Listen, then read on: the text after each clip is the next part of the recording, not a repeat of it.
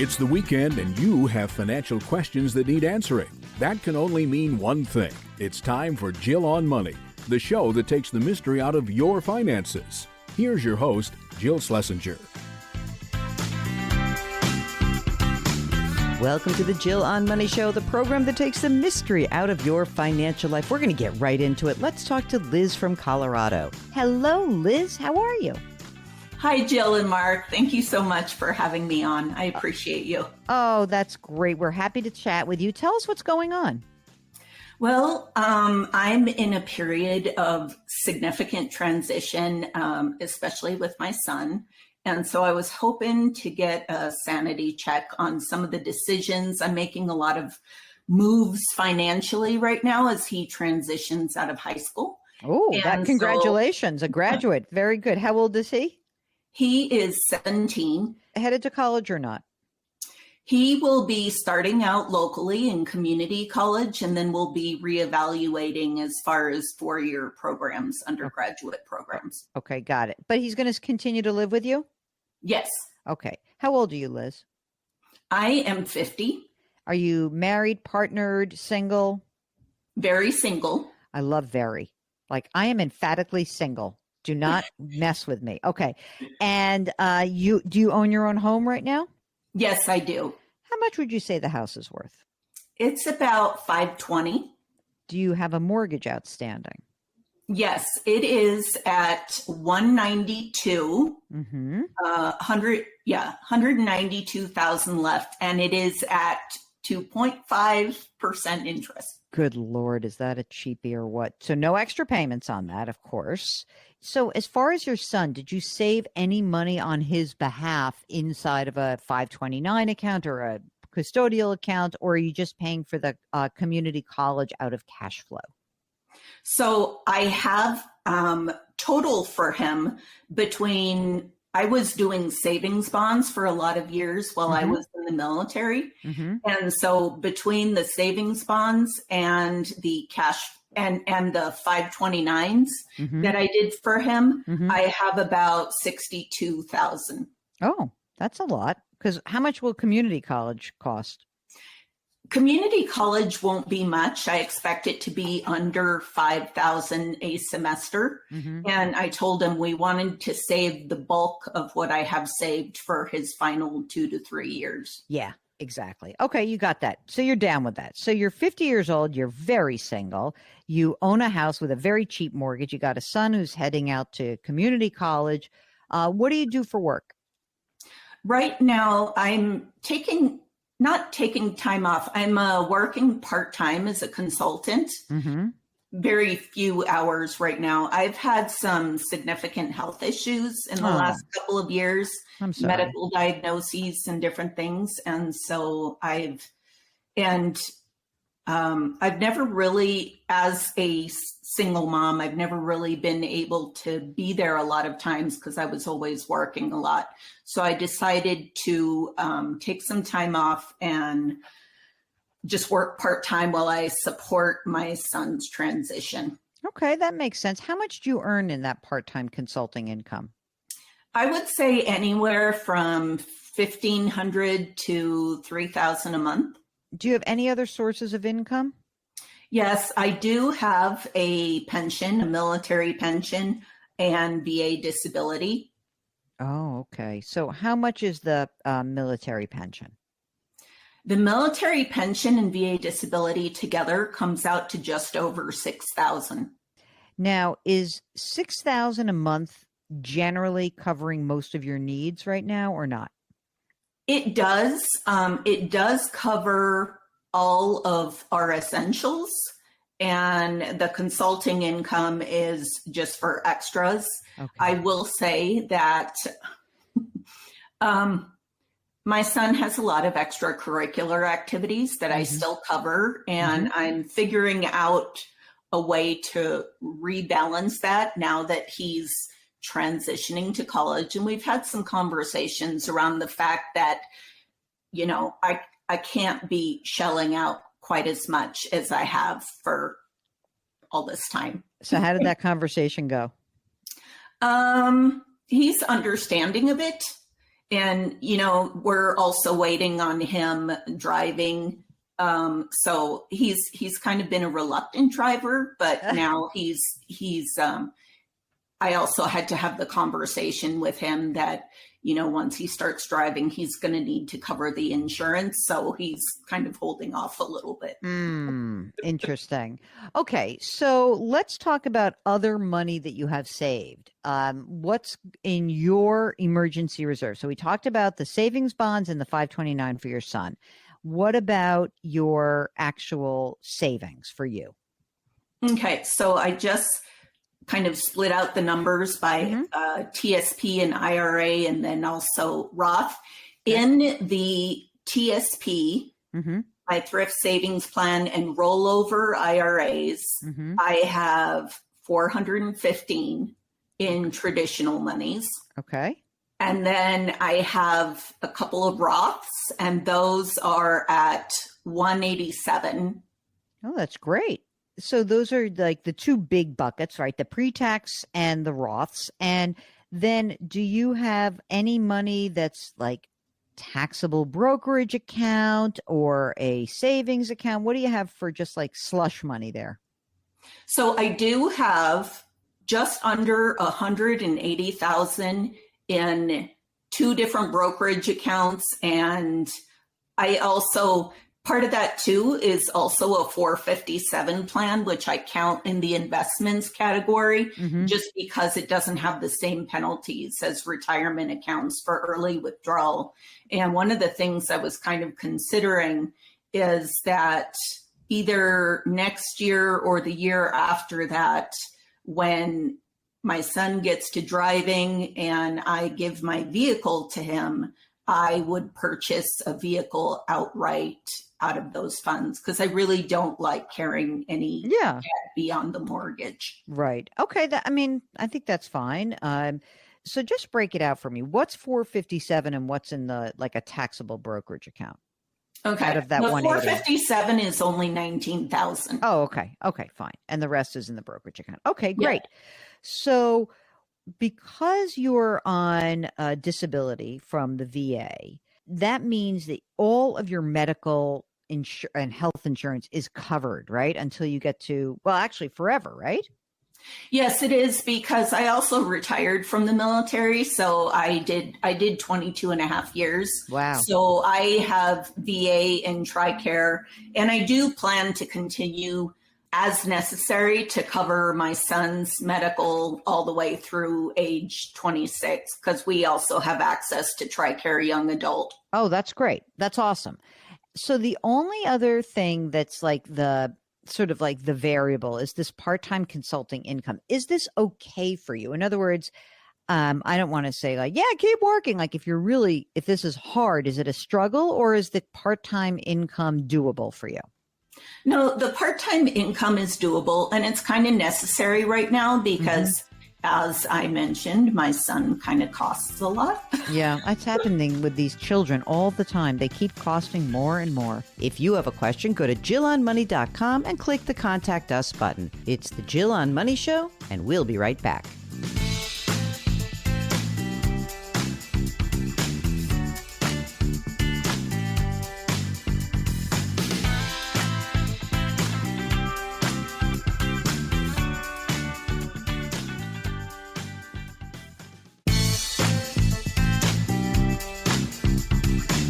Back to Jill on Money, where Jill Schlesinger helps you take the mystery out of your finances.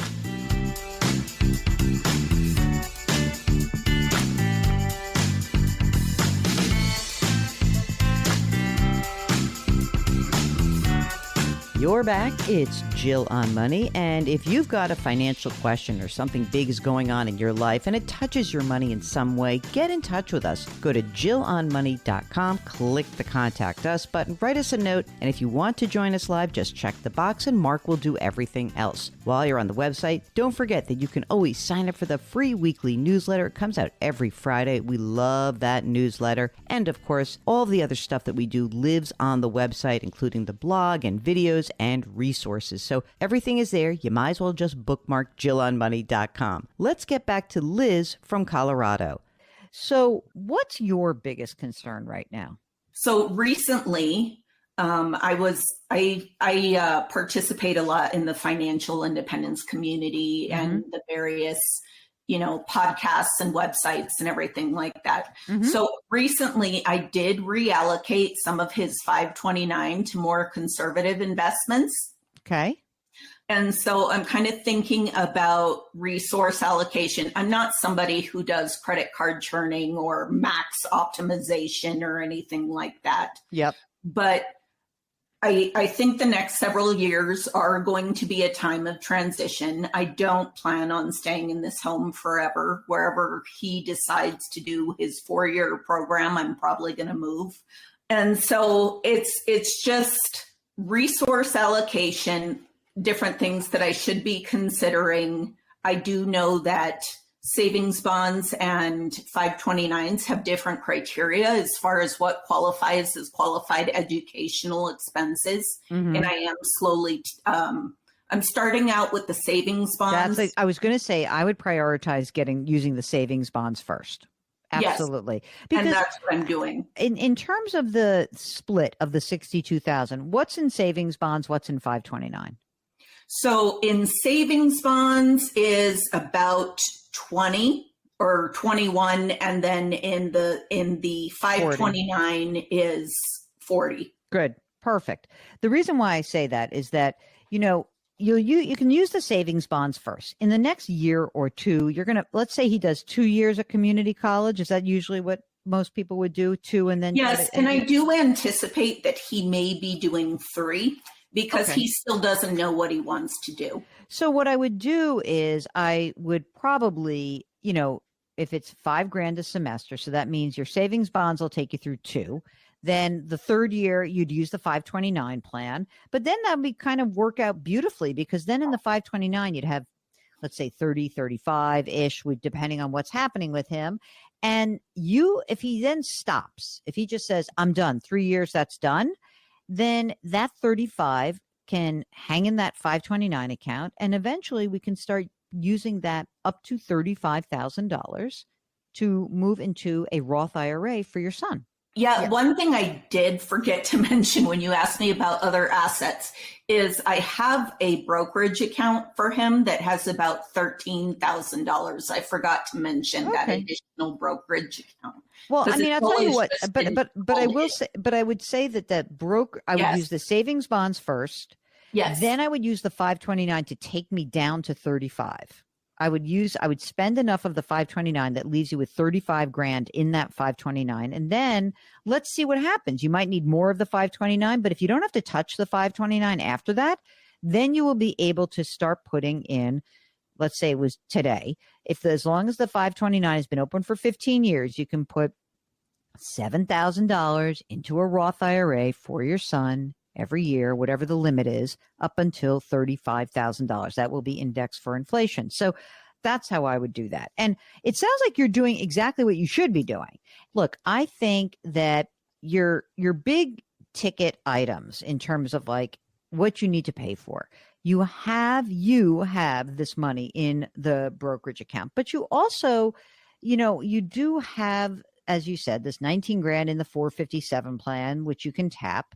And as you move on through your journey in the next, say, 5 years, you'll need to figure out whether or not you need to dip into more of that brokerage account money or not. And then would you be eligible for Social Security as well? Yes, I would. At 67, it would be 27.74, and at 70, it would be 34.42. Is there, I hate to be blunt about this, but do you have a disability such that your life expectancy is less than the average 50-year-old woman? Potentially. So I would, I have thought, you had a podcast the other day where the individual was considering taking at 62, and it is something that I've thought of. Well, I don't want you to do 60. It would be 1912. I don't know. It would have to be, you'd really have to have a condition that I would be very convinced that you are not going to live till 67. or 70 or 75. I mean, look, you're going to be okay financially. If you take it at 62, we know that you have a permanently lower amount that you will receive. So, the real issue is like, okay, am I going to live till I'm 75 or 80? Probably, or not. And that's really going to be the question that you ask yourself. And if the answer is like, no, and I would need that money now, that's fine. But you don't really need the money right this second. But if it's more like, I'm probably going to live longer, but I'm going to need more care later. Like I'm going to, you know what I mean? If that's the case, so this is a difference. This is so clinical. I'm sorry, Liz. I don't mean to be, sort of insurance company-esque on you, but this is a difference between mortality and morbidity. For example, if you are somebody who has like a very terrible heart condition, then that would argue that you probably have a lower life expectancy. Your mortality is curtailed generally. But if you're like the kind of person and you're like, I have a chronic illness that will allow me to live a long time, but I'm going to need care later, then I would want you to wait to take your Social Security because we're going to need as much income as possible down the line. So those are the kinds of questions you want to ask yourself before you make a claiming decision for Social Security. Okay. Does that make sense? Yes. Okay. Otherwise, let me ask you another on the topic of like, let's talk about death. Do you have estate documents in place? Yes, I do. I have a trust in place with all the powers of attorney and all that kind of stuff.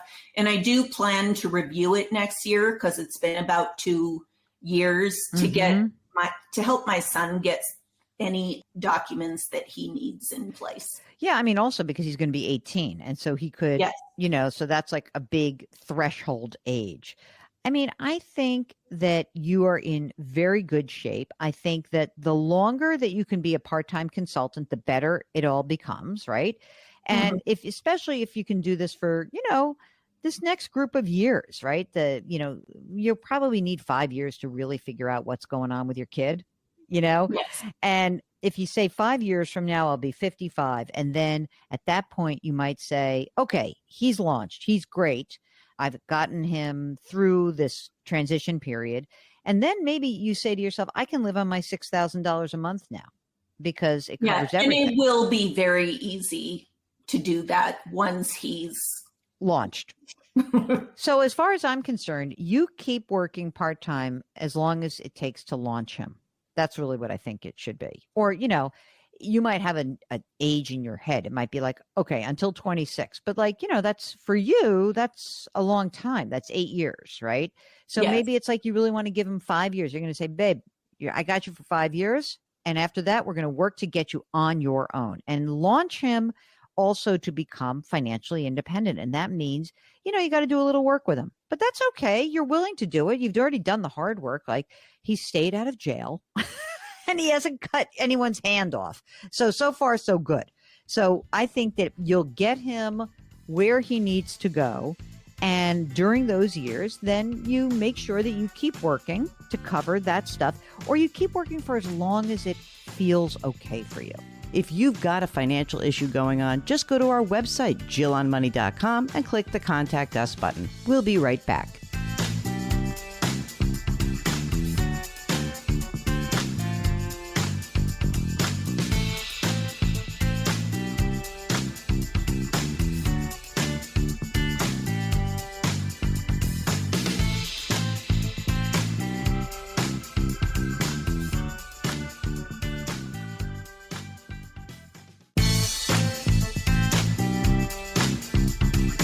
.401ks, IRAs, refinancing, she covers it all. Back to Jill on Money with Jill Schlesinger.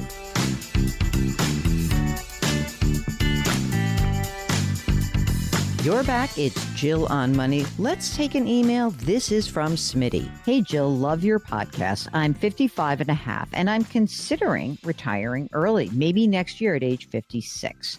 My question is, should I cut back on my 401k contributions now? I have always maxed out every year, plus the catch-up contribution. By the way, for this year, gang, 23,000 plus 7,500. Those are your numbers for the 401ks. I know I should keep the employer match at a minimum, but maybe I need the money to bridge the gap between age 56 and 59 and a half. Listen to these numbers, Mark. $2.5 million saved, 1.6 million in the 401k, about 250 is Roth, $900,000 in other investments and cash, debt free, own the house worth about 450 grand. And the expenses right now between $4,000 and $6,000 a month. Okay. Well, he goes on to say, I may keep working until I'm 59 and a half, but I want to cut back on hours or possibly consult on my own or on a part-time basis. I am considering waiting to claim Social Security at age 70. That would give me $4,800 a month. And here's the game plan that he's got. I would use my 401k money between age 59 and a half to 70 and then beyond.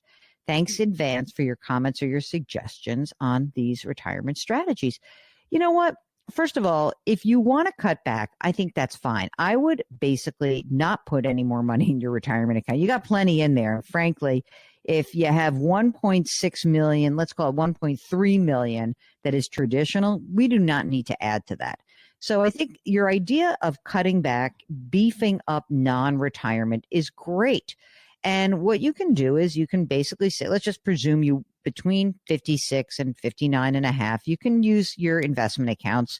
You may want to look into invoking the rule of 55. Maybe not, because I don't know if you have an idea about whether or not you'd be considering converting your 401k, your traditional, into a Roth, but at least looking at it, all I know is you have all the opportunity in the world to do what you need to do. I don't know, you didn't mention a spouse, but if it's just you, you're certainly fine. And if we're adding another Social Security income to this, even better, you're in great shape. I would say do what you want to do and don't look back. And if you're thinking about part-time and that kind of extends your life at the company, good, do that. So again, only if you really want to keep working should you keep working. And if you want to scale back, and that's great too. You got the money to do it. So congratulations. Okay, this is from Sammy. My wife and I recently got married, and both of us are relatively early in our lives as practicing physicians. That's cool. 37 and 36, no kids right now. Combined income, oh my God, Mark, $525,000. That puts us in the 35% highest marginal tax bracket. We both max out our employer retirement accounts. We're putting about 50% in traditional, 50% in Roth, just to get a little tax break now, but also not end up with too high a tax burden or required minimum distributions decades from now. We are discussing shifting to either all traditional or all Roth, go all in one way or the other.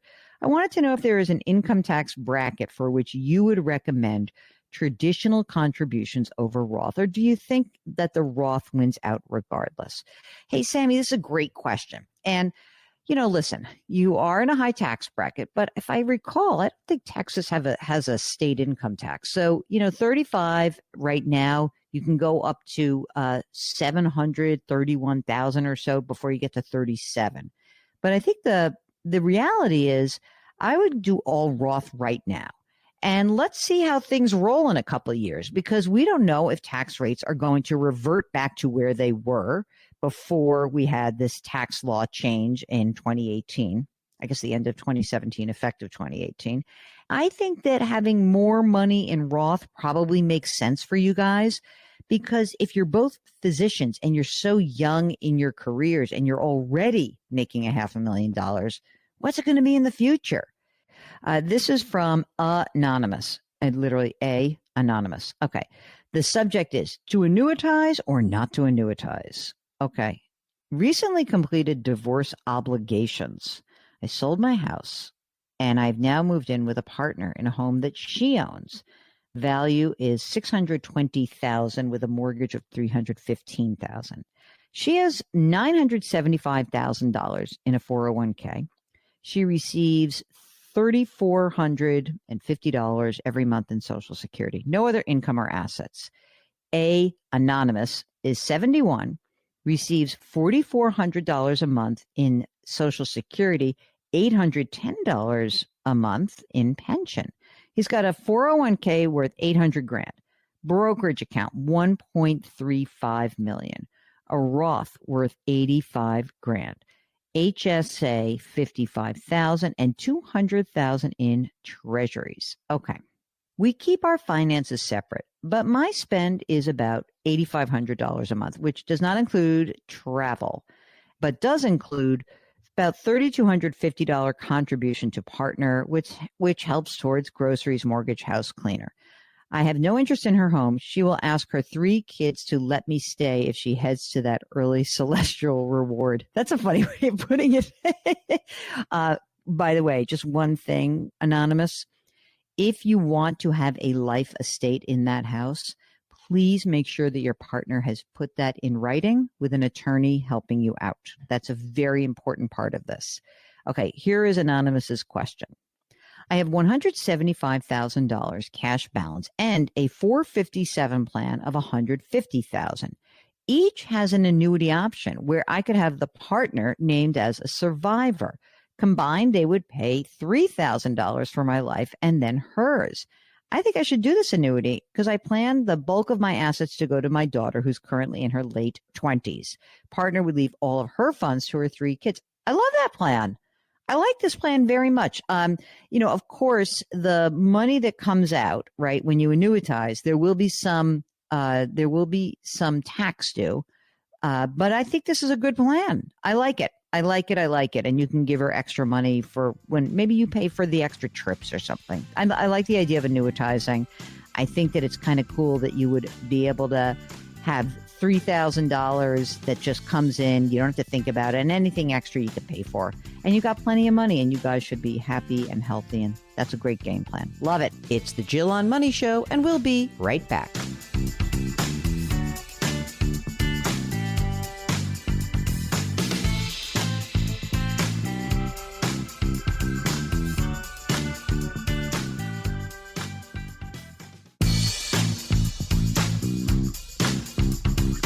Welcome back to Jill on Money, where Jill Schlesinger takes the mystery out of your finances.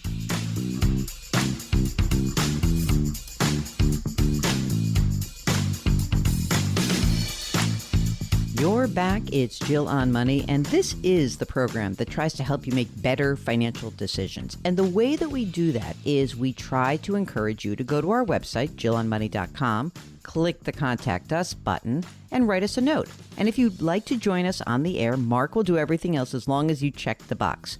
While you're on the website, I really encourage you to check out our service called Jill on Money Live.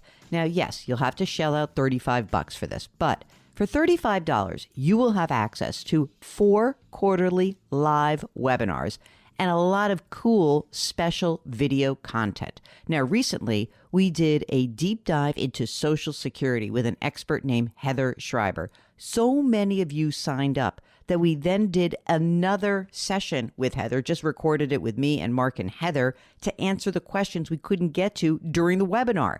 And if you want to watch that event, all you need to do is pay the $35 now, and you can watch the session with Heather. You can watch our Cal Newport interview. You can see all the stuff that we've done over the last year and a half or so, and also then be entitled to more webinars, 4 more, in the future. So $35, Jill on Money Live, it's all there for you. So I highly encourage you to check it out.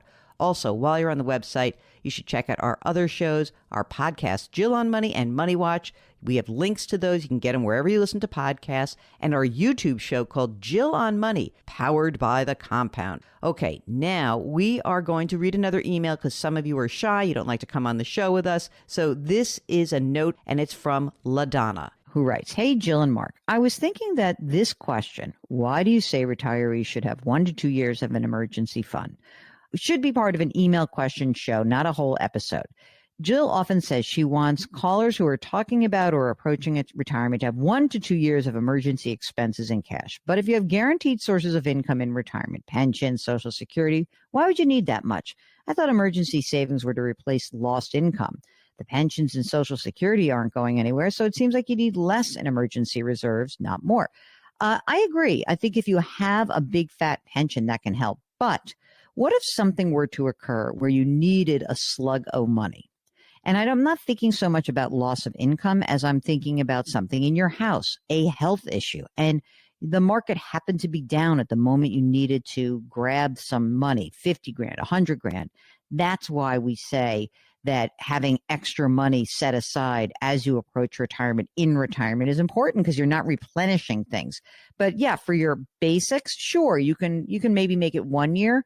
But I think a lot of people, once they retire, they want to have maybe the knowledge, the security that if something big were to come up, that they had money available, don't have to worry about what happens to the market. Okay, this is from Matt, who says, "Hey, Jill, I really enjoy your YouTube series, and I look forward to future videos." Oh, I love that, Mark. That's our YouTube show, Jill on Money, powered by The Compound. I've listened to almost all of these videos. I haven't heard about what may be to do with a lump sum of money, meaning we're sitting on a larger cash emergency fund. It's too large, and I know it should be invested. It's earning 5%. So when markets went back to all-time highs, we figured we'd take the guaranteed 5% versus a continuation. I'm also not one to chase and usually wait for the pullback, as well as an advocate of buy low, sell high. But what if the high is the new norm? The brokerage is 80% equities, 20% bonds. We're in our mid-30s. I'm usually 100% equities, but bought some long-term treasuries and locked that in at around 5%. That's nice. Anyway, it's about $300,000 we need to put in the market. Would you just lump sum in because we could just keep going higher, or spread it out over a 6 to 12-month period? Okay, my friend, let's do a little bit of math with you.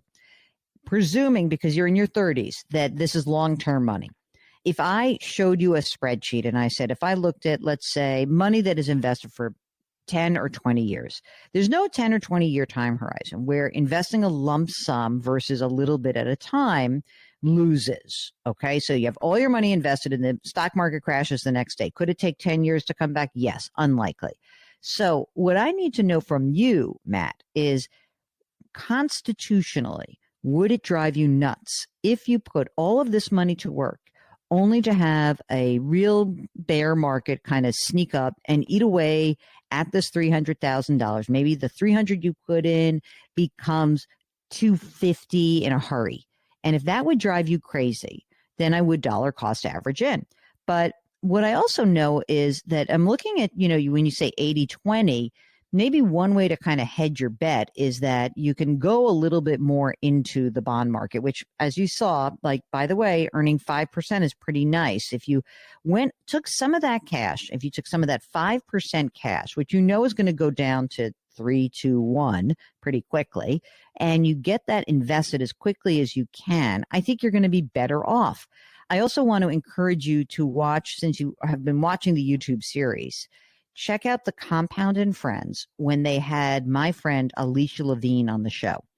And she did a great analysis of why being in cash right now is really dangerous. And again, I don't have a problem if you want to put a little bit of money to work over 6 or 12 months. I think that has more to do with how you'll feel if we have a 20% pullback in that time period, and how you would feel if not all of your money were invested, but the market kept going higher. So I do think you have to get it to work. That's clear. I'm somewhat agnostic, although the math is generally better for a lump sum dump. I hope that helps. If you'd like to join us on the program or write us a note, just go to JillOnMoney.com and click the Contact Us button. Don't forget to check the box if you'd like to join us on the air live. The Jill on Money Show. We will be right back.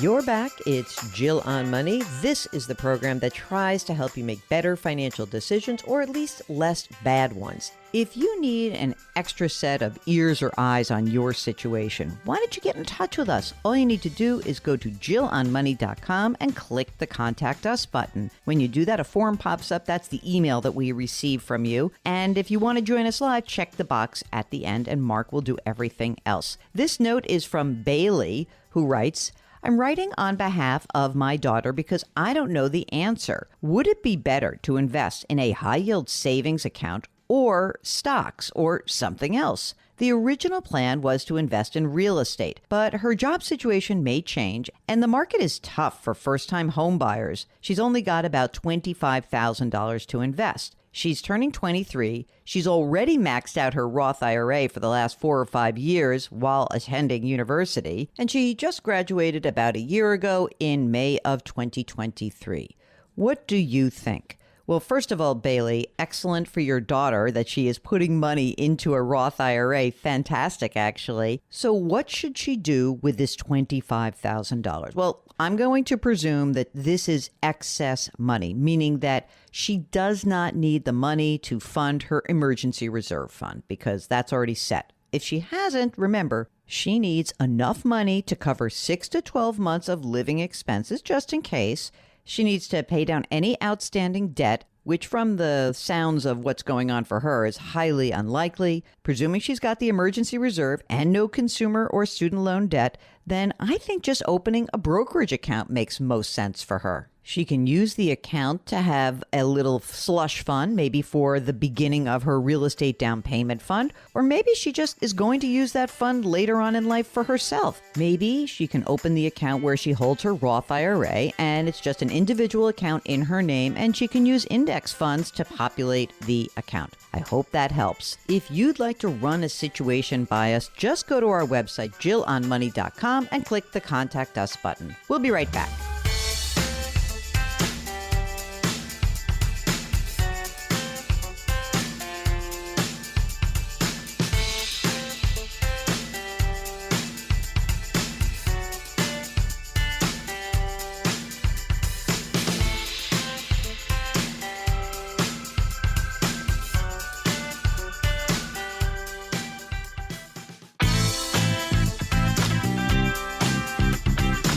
It's the weekend, and that can only mean one thing. You're listening to Jill on Money, the show that takes the mystery out of your finances. Here's your host, Jill Schlesinger.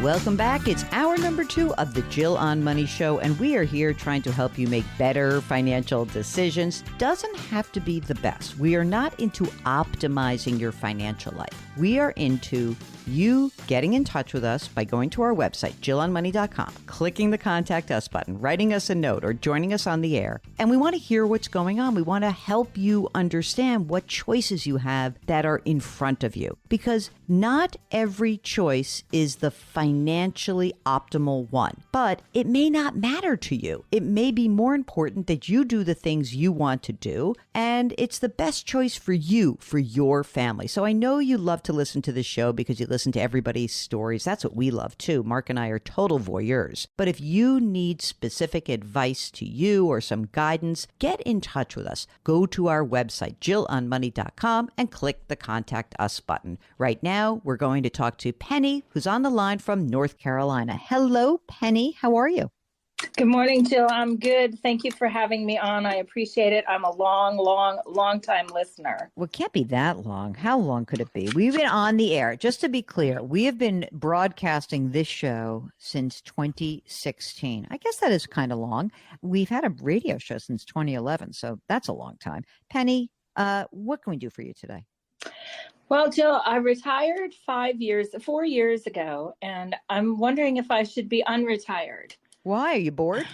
Well, no, I've conquered the boredom part, but I just wonder, I guess I'm just nervous about if I have enough money to last the rest of my life. Now, Penny, maybe we should have talked 4 years ago, but what prompted your retirement 4 years ago?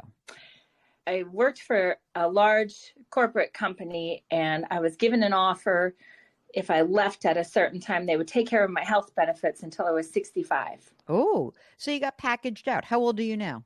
59.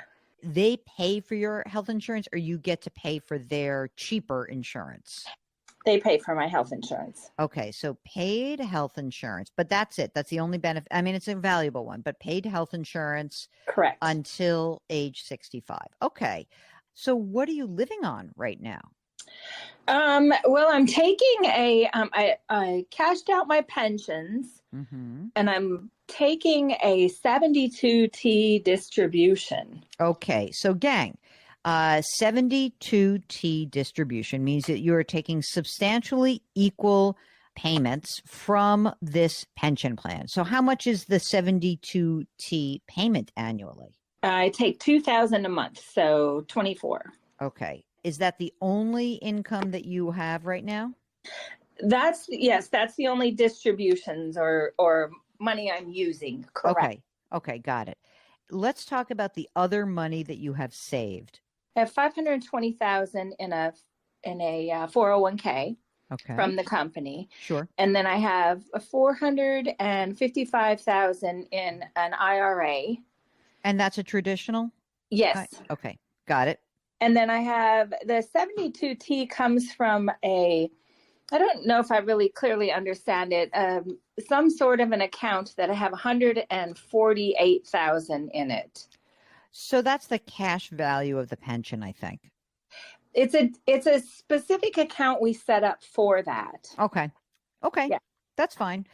And so those are your two big retirement buckets. I'm not going to say the 140. I mean, I guess that, like, what would happen, God forbid, if you drop dead right now? What happens to that 72T payment? That's a good question. I do not know. I wonder if that 148 is sort of like the account goes to someone. Do you have kids? I have no kids. I'm single. I mean, that's a question to ask wherever the account is held. Like, hey, what happens to this account if I were to, because you'd want to make sure that somebody gets it if possible. I do recall filling out a beneficiary. Okay.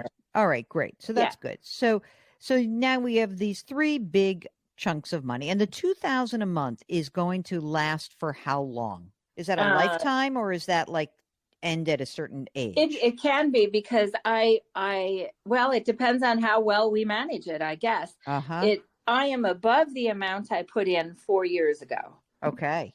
So that's good. I started at 128, and I'm currently sitting at 143, and I've been taking, I can't change that distribution until I'm 59 and a half or 5 years, whichever comes last. Okay. I got it. And do you have a brokerage account also, a money in like something that's in a taxable account? That's my Fidelity account. And what is that? How much That's is in the there? 520.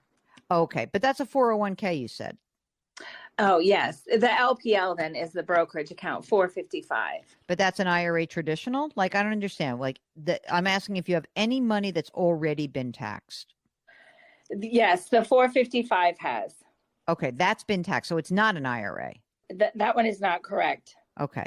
So the 455 is a plain old brokerage account that's taxable. The 401k at Fidelity is a rollover, or is it the old 401k? It's the old. Okay. So I just want to make sure we're clear about that. Who's managing this $140-something thousand? The LPL person? Correct. Okay. So right now, the LPL person is managing the 72T payment account and the taxable brokerage account, right? Correct. Are you pulling money out of the taxable brokerage account monthly? No, I'm not. So you're living on $2,000 a month? No, that's where the boredom piece comes in. So I went and got myself a little side gig. Okay. And I make really good money doing that, but I'm not contributing to anything with it. Who cares? How much do you make from that?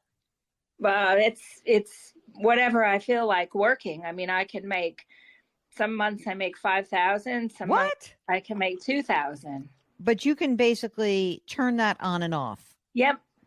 Okay. And so you're not touching any of these other accounts, right? That's correct. How much money do you think you need to live on for real? I don't know. I think I have a distorted view about that.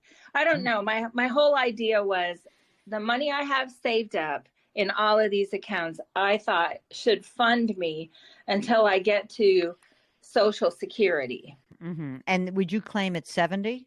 Yes, 3,800. I mean, I guess that it sounds like from the side hustle, that's probably about like the Social Security would basically replace the side hustle income. Correct. All right, Yes, so why but- would you want to go back to a full-time job if you're making it work right now? Do you want to go back to a full-time job? Well, no, I don't. I don't want to go back to the corporate world at all. How much were you making but when you retired 4 years ago? 150. I don't see if you can. You think you're going to be happy doing like the side hustle for the next 10 years? It's like something you like and it keeps you No. out of trouble? No, you're not. You're Not that long. No. Okay. Because that's kind of what I was hoping, if you could do that. But at age 65, we don't need to mess around with a 72T payment right now. We can just let that be, right? Right. I can modify it less or more after, I suppose, I probably have another year and a half.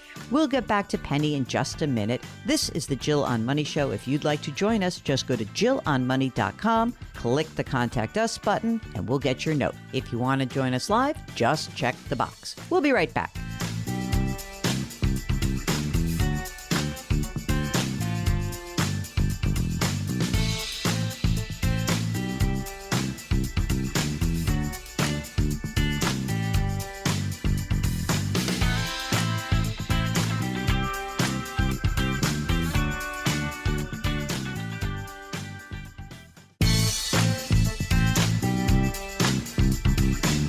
Back to Jill on Money, where Jill Schlesinger helps you take the mystery out of your finances.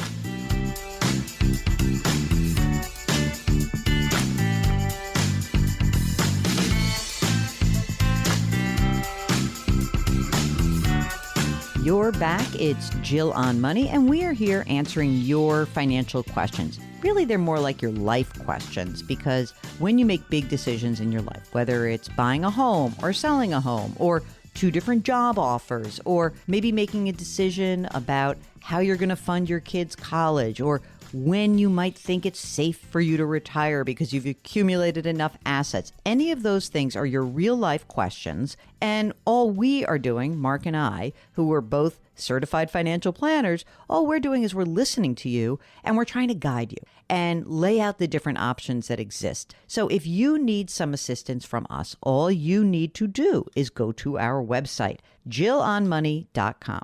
While you're there, upper right-hand corner is where the Contact Us button is. And that's your magic button. That will pop a form up, which is the email that we receive. You complete the form, tell us what's going on, and if you would like to join us live, just check the box and Mark will do everything else. While you're on the website, don't forget to check out all the great content that lives there. We've got 2 other shows. They're podcasts. We have a blog. We have the video section. We have resources. We also have the free weekly newsletter. And if you're willing to spend $35, we've got the Jill on Money live subscription service. And this is where you have access to quarterly live webinars, special bonus content. It's so great. So you can check that all out at jillonmoney.com. Right now, let's get back to Penny from North Carolina. Okay, so there's 2 things. One is if you really like doing the side hustle and you want to just do this, for how many more years? 5 more years till 65? Like, you tell me. What do you think? Max. Yeah, Wow, max. she's not liking that. Okay. So more like 3 years? Yes, I would be willing to work it hard at the $5,000 a month for 2 to 3 more years. Then I Okay. need to really cut it down to like a third of that. Okay, so then why don't you do that? And then you don't have to get a real job. I don't care that you're not contributing to a retirement account. I just care that you're meeting your needs, that you're not dipping into that brokerage account.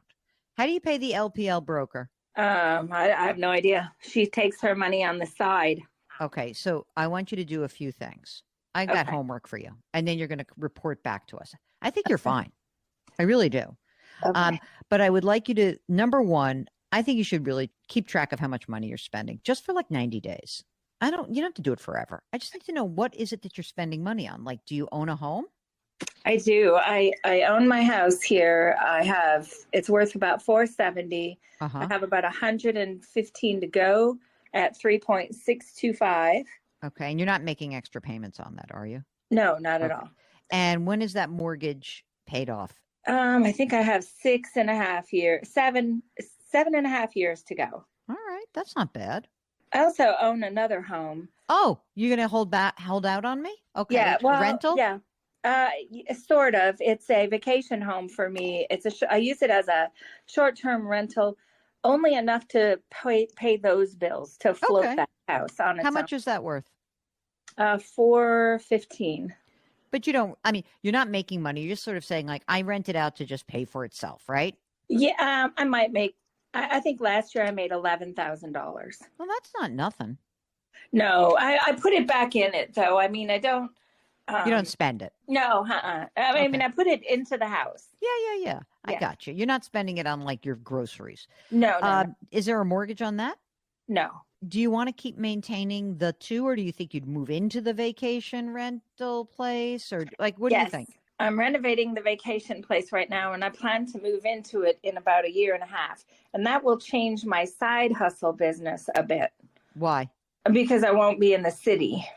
And you need to be in the city to do the side hustle? Well, I do for that amount of money, for the amount I've But can we sell your house then? Oh, yeah. So, so I got $300,000 in there. Yeah. So that seems okay to me. I think you're in good shape. Actually, I really do. So let's play this out. For the next couple of years, you're renovating the rental, blah, blah, blah. You do that. Okay. Then you just say for 2 more years, you make this $5,000 a month. You stay in your house, and then you sell your own house, and then you move into the rental vacation property. That's your new primary residence. Fabulous. You take the extra money, you put it into the brokerage account. Now, instead of having $455,000, you have like $750,000 at least. Okay. Right. Fantastic. Right. Now, about this brokerage account, I would like you to please ask this nice lady broker at LPL, how do I pay you? I know this sounds crazy, lady broker, but you know what? I don't really know. And I feel weird that I don't know that. And she's going to say you either pay an asset under management fee, you pay some percentage of the money that I manage, or I make money by selling stuff in this account and I make a commission. Those are the 2 basic ways that they would be charging you. Do either sound familiar to you? The asset does. The asset under management. Okay. Yeah. And you like her? I do. Okay. Then that's I do. Fine.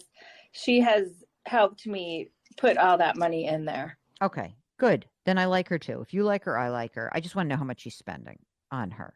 Yeah. And I also want to know how much you really spend.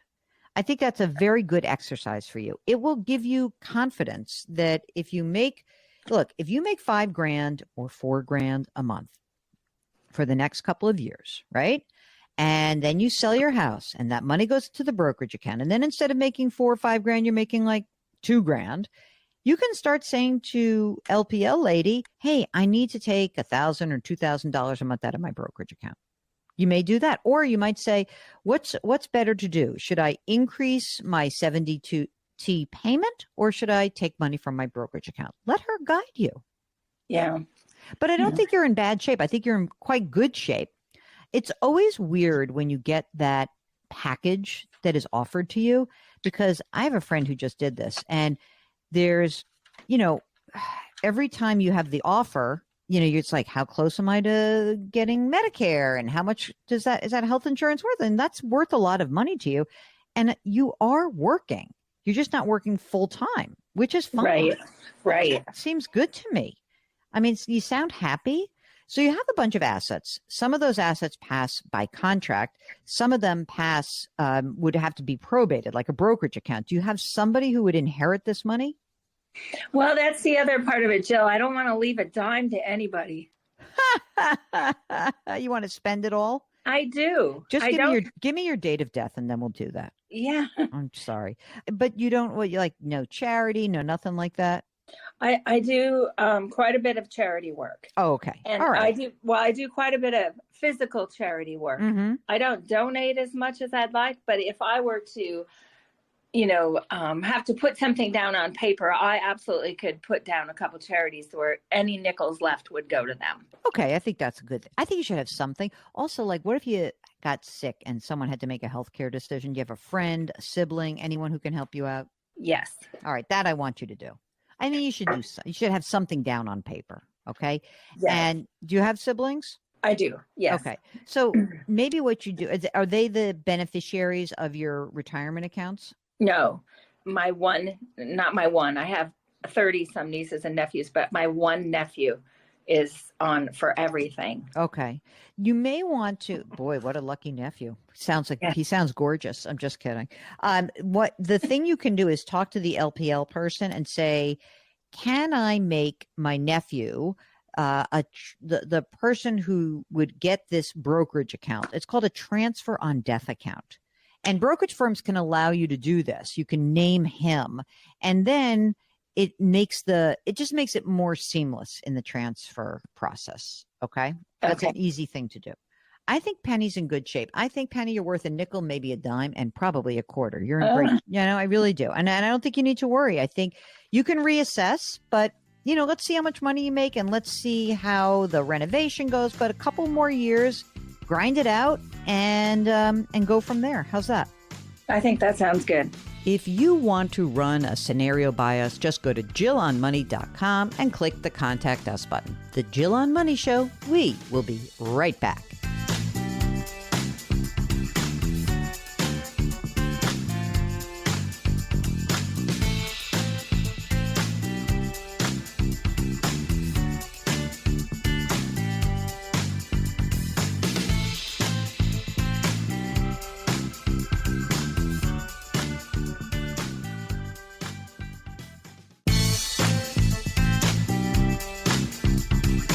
.401ks, IRAs, refinancing, she covers it all. Back to Jill on Money with Jill Schlesinger.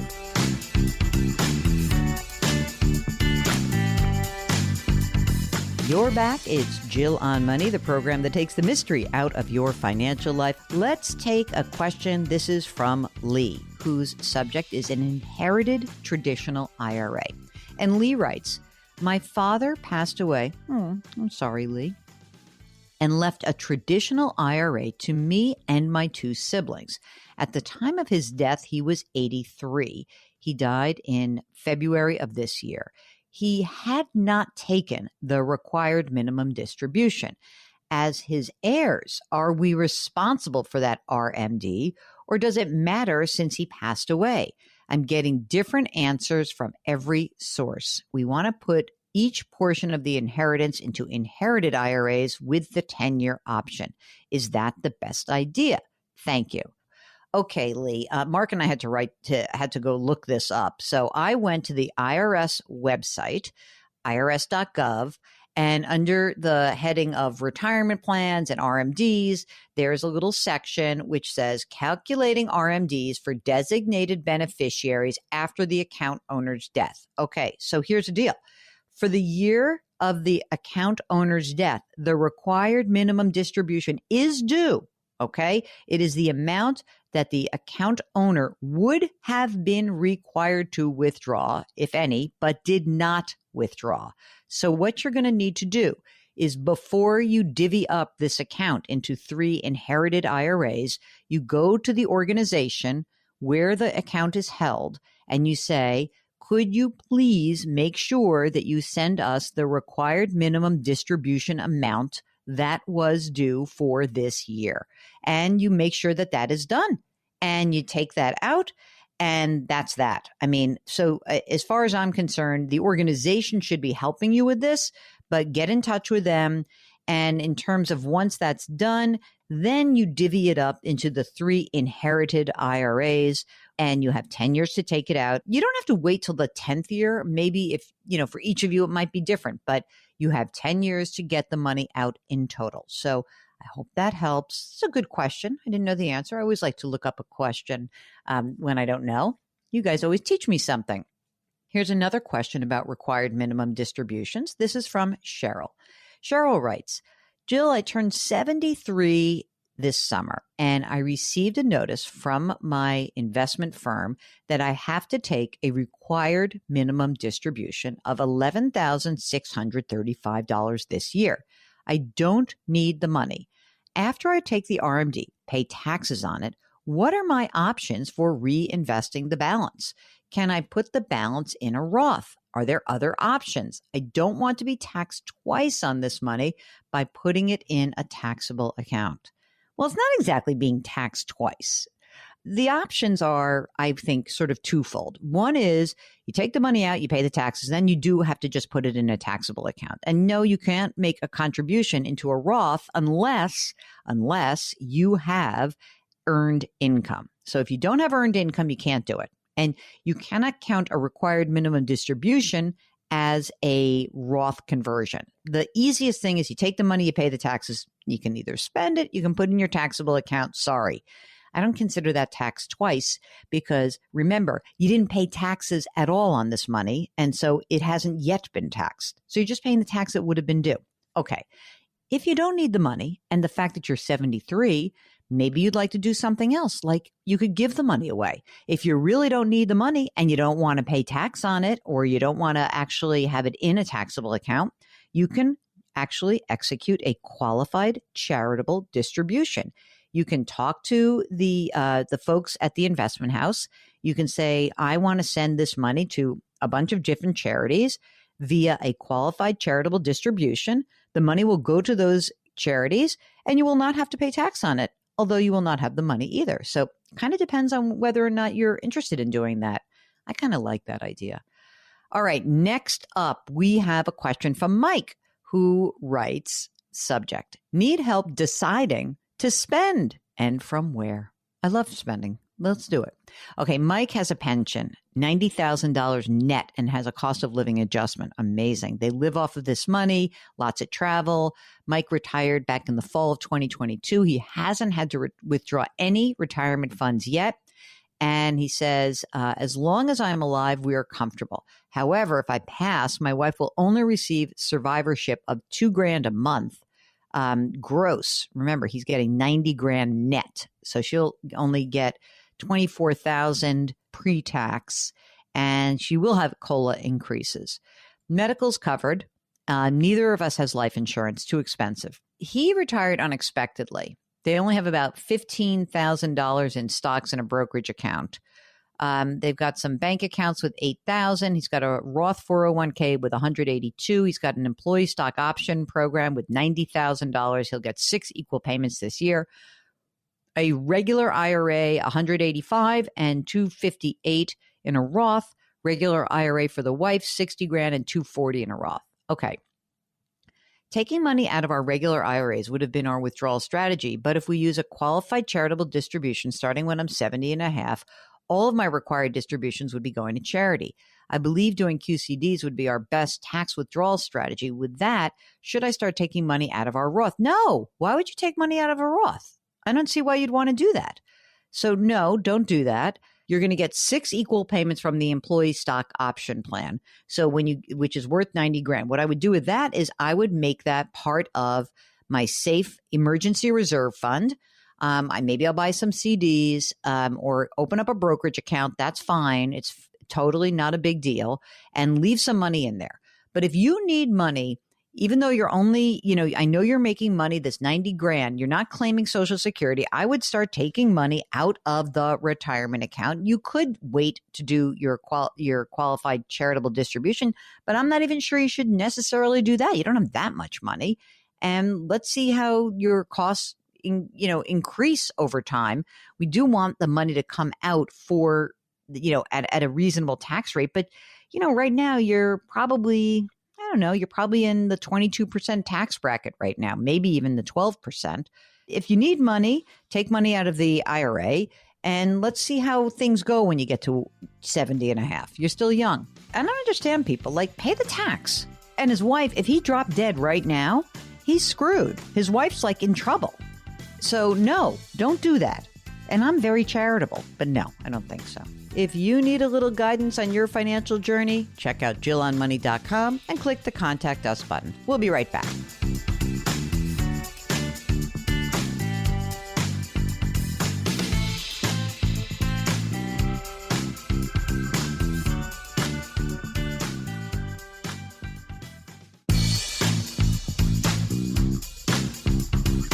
Welcome back to Jill on Money, where Jill Schlesinger takes the mystery out of your finances.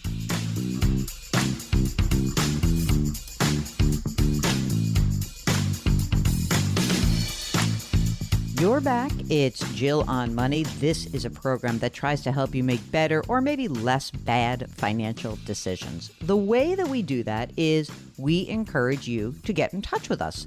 All you need to do is go to jillonmoney.com. And I know you know where that is because you've probably bookmarked it already. Top right-hand corner, that's the Contact Us button. Click that Contact Us button. A form will pop up, and that's the email that we receive. But if you'd like to join us on the air live, which we love because we think we can ask better follow-up questions and it's more fun, just check the box. You can always change your name on the air. Don't worry. Don't be so shy. It's all right. While you're on the website, you check out all the information that lives there. We have a free weekly newsletter. It comes out every Friday, and Mark compiles all these great and interesting financial stories of the week. It's a perfect tune-up for this program. You can also check out our YouTube show. This is called Jill on Money, powered by The Compound. Now, The Compound are guys that I've become friends with. They have their own podcast and show, and it's so interesting because a lot of you want to talk investments. I would encourage you to check out their show. Their show goes a deeper level when you talk about investments and really interesting guests. So that's The Compound and Friends. And while you're on that YouTube site, there's all sorts of other content that lives there, so you can check that out. And of course, we've got two other programs. They're podcasts. One is called Jill on Money, and the other one is called Money Watch. And you can get them at the Odyssey app or Amazon or Apple or Google, wherever you find, or Spotify, wherever you find your favorite podcasts. Right now, let's take an email from Kira. She and her husband live in Northern California. They're 53 years old. They're going to retire at age 60. Now, earlier this year, they changed their contributions, 100% 401k Roth, right? So they went from traditional to Roth. And they wanted to take advantage of the current lower income tax brackets. Yay! Excellent. Okay. We make additional payments to our federal and state taxes via payroll deductions to pay the tax ramifications of this change, which was advised by our CPA. Good going, CPA. They got two kids, 27 and 22. 27 is fully launched. 22 works as semi-independent. She lives with her sister. Oh, I love that. We only pay for her cell phone and car insurance. 3 questions. You ready, Mark? Do we have enough to retire at age 60? A conversion question, and extra payments towards the mortgage. All right. They've got $200,000 of annual income. 401ks. Oh my God. 2.3 million in 401ks, just 70 grand in Roth. Okay. This is incredible. Roth IRAs outside of retirement, 25 grand, 50 grand in brokerage, 30 grand in cash savings. Rental unit. $135,000 value, $50,000 mortgage, 4.25% mortgage interest rate. House, $465,000. They owe $260,000, 2.875%. They're making extra payments on this, on both of those properties. The husband will get a pension. They don't have a lot of expenses. They've got a HELOC for an emergency, but in other words, they haven't drawn it. Let's do the questions. You ready? Number 1, Mark, I'm going to go backwards. Is it worth making extra payments toward the mortgage for the rental unit to pay it off early? No. Don't make extra payments. Why is everyone doing this? Just stop. No, do not pay this off. And it's a rental property. You're making $11,000 a year on the rental unit, and you've got like 85 grand of equity. That's an amazing return. So no, do not use $2,000 extra per year to pay off the principal early. Just leave it alone. Let it do its thing. Okay. Do not make every other week payments on your primary mortgage. It's 2.875%. Geez, people, come on. No, don't do that. All of the money that you are using to pay these extra payments, do me a favor, put in your brokerage account. Okay. Just build up the brokerage account. That's the number one thing. Now, the next, do you have enough to retire at age 60? Yes, you probably do. Because what you'll do at age 60 is you'll cease earning your 200 grand, but you don't spend that much money, 60 grand a year. And so it doesn't seem to be that big a deal. They want to convert 60,000 of their pre-tax to Roth in the next 2 years before the income tax cuts expire. Overall, it'll cost them 10 grand a year in additional taxes. And they would, what you could do is you could save up the money you were paying towards your mortgage and use that. They're going to use savings and brokerage. she also wants to claim dividends from company stock that she owns in her 401k rather than have them reinvested as I normally do. All right, Mark, what do you think about this? You want them to convert or not? No, 60,000 for 2 years. I don't see the point. Not worth it. It's like a drop in the bucket. So here's what we think. You have enough to retire at 60. Don't convert right now. Use your money and save up in your brokerage account. Okay. You've already switched over to retirement accounts, right? To Roth accounts. Now, let's get back to what happens at age 60. From 60 to 7, don't claim Social Security at 67. That's what you said you wanted to do. We think you should wait until you're 70. Because at 67, they're combined as $6,000 a month, but it'll be more than that. And what we think you should do is from 60 to age 70 is to slowly pull money out of your retirement accounts and pay the tax that's due on it and live on that. You only need to collect the difference between the pension and your monthly expenses. It'll be a perfect plan. Pull the money out. And I think that's it. I think that they'll be good, but it's not, I get that you want to convert. I don't think in this case it makes a ton of sense. I just don't. If there's something going on in your life and you need our help, just go to JillOnMoney.com and click the Contact Us button. We'll be right back.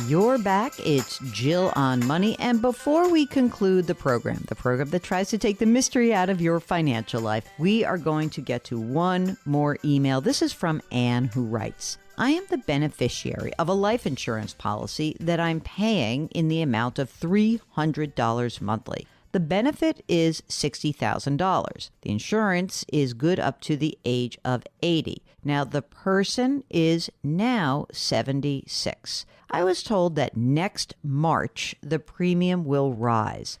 I've spent a lot of money on this policy already, and I'm wondering what to do.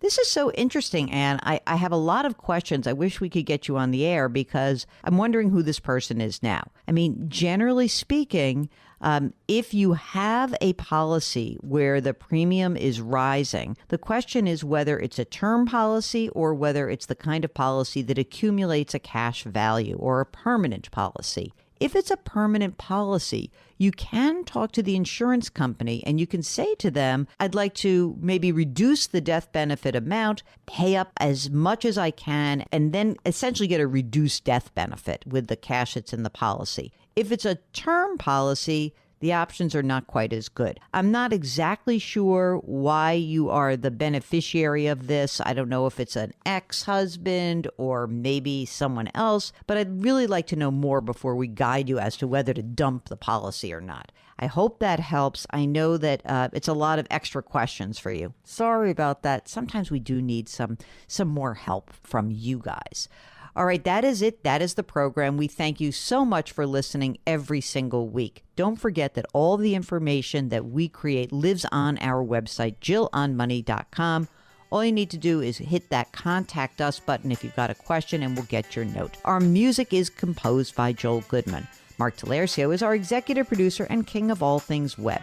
We ask that you try to lift someone up today. It will make that person feel better. It will make you feel better. Change your work, change your wealth, change your life. Thank you for listening. We'll talk to you next week.